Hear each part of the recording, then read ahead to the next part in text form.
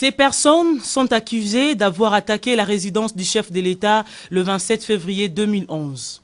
Arrêtés sur coup, ils ont comparu ce lundi 28 mai 2012 devant la cour militaire de Kinshasa-Gombe, siégeant en chambre foraine à la prison centrale de Makala.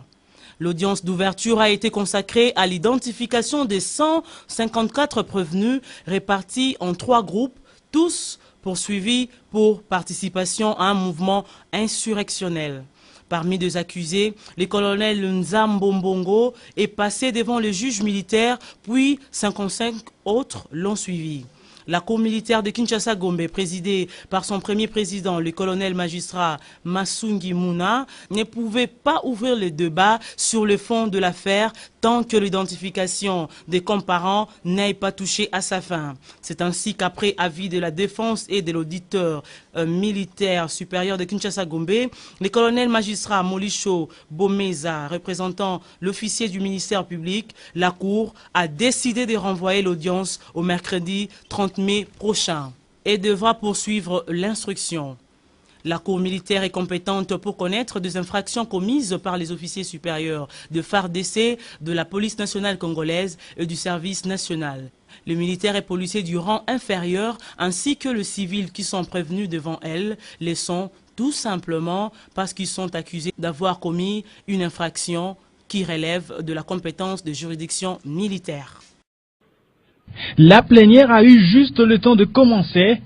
Le ministre de la Défense, Alexandre Loubal, celui de l'Intérieur et Sécurité, Richard Mouyej, et leur collègue Lambert Mende en charge des relations avec le Parlement, juste le temps de s'installer avant que le président de l'Assemblée nationale ne décrète.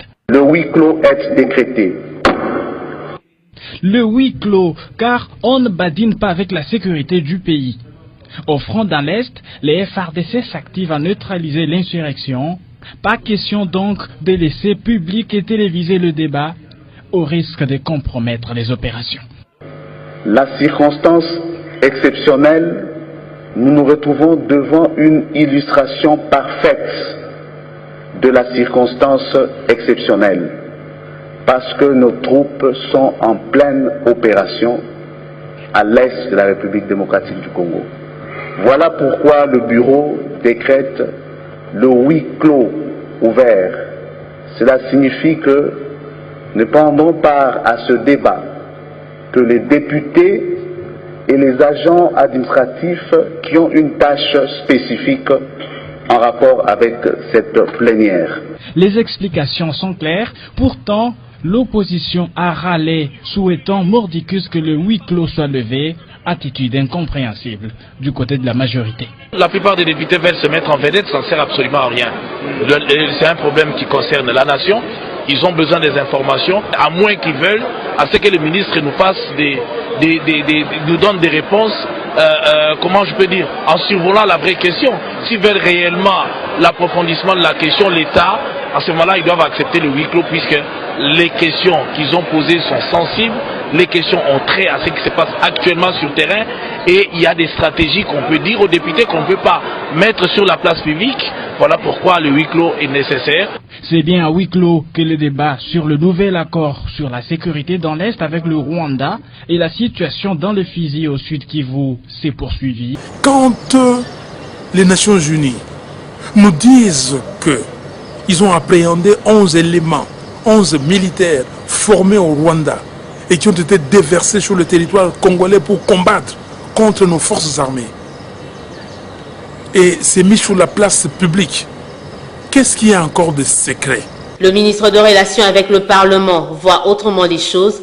Il qualifie de sage la décision du speaker de la Chambre basse du Parlement. Nous voyons les choses en termes de qu'est-ce qu'il faut faire pour qu'on cesse de tuer des Congolais. Et pour qu'on cesse de tuer des Congolais, il faut traiter les choses avec tact. Il faut éviter d'opposer des communautés à d'autres. Un commentaire mal placé et qui fuse vers le Kivu, où on suit tout cela, qui fuse vers le Rwanda ou l'Ouganda, où on suit tout cela, et nous voici créant de nouveaux problèmes alors que nous sommes occupés à résoudre d'autres problèmes. Il n'y a rien à cacher, rassure Lambert Mende, même s'il reconnaît que la question de sécurité à l'Est embarrasse le gouvernement. C'est depuis 1994 que la question de l'Est embarrasse tous les gouvernements. il serait tout à fait malvenu et même malhonnête intellectuellement d'en attribuer la responsabilité au gouvernement qui est là aujourd'hui, ou qui est là depuis 2001, ou qui est là depuis 2006. Le spectacle est devenu habituel pour de nombreux Quinois. Et la commune de Kitambo n'a pas échappé à cette opération des routines. Samedi dernier, marché anarchique, kiosque, terrasse située dans le quartier Babylone étaient à la merci de la police déployée pour la cause. Parfois, ces opérations franchissaient même le Rubicon. Il fallait pas avertir Batou. Bien avant, Batou à disposition. Que Baemba la mort na balongoli boye, bazui boye ça passe. Nous ça les athées. Baba ndoye ko buka boye, kitoko te ko tumba, tumba boye, bloka Batou boye ko bebisa. Ko on là quand j'étais na kati. Atumbi tumbi en osiko.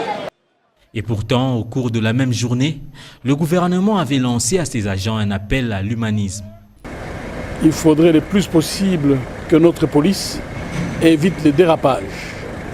Ce travail doit se faire dans le strict respect des droits de l'homme. Et le Premier ministre est strict là-dessus. Le commissaire général de la police a reçu instruction de veiller à ce que cet encadrement se fasse sans heurts et tout dérapage devra être sanctionné. Espérons que l'appel sera écouté par la police qui poursuit sans relâche cette opération en vue d'assainir la ville de Kinshasa.